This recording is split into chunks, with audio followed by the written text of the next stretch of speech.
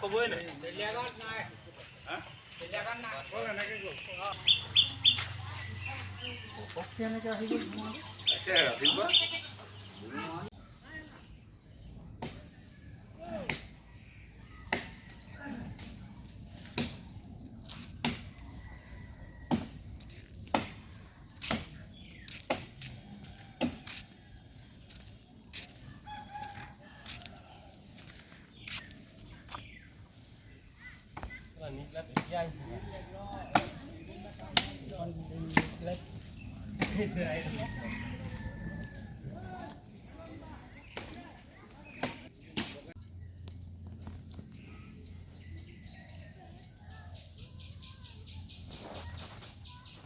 আমাৰ ঘৰটো মানে এনেকুৱাকৈ হ'ল মানে গোটেই টিং এৰুৱাই ভিতৰৰ গোটেই কাপোৰ কানি আমি একো বচাব নোৱাৰিলোঁ।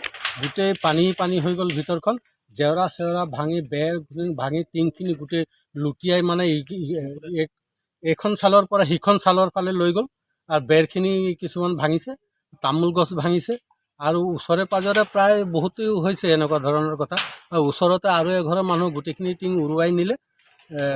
গোটেই পানী ভিতৰখন গোনে লেপে চেপে ধৰি লওক কাপোৰ কানি একো বচাব নোৱাৰিলে। আমাৰো সেই একে ধৰণৰে ভিতৰ মানে লাইনৰ তাঁৰ চাৰ ভাঙি চিঙি একেবাৰে মানে কাপোৰ কানি আমি একো বচাব নোৱাৰিলোঁ। গোটেইখন তিতি বুৰি মানে নাইকিয়া হ'লে, ভিতৰত গোটেই বোকা মানে পানী হৈ গৈছে।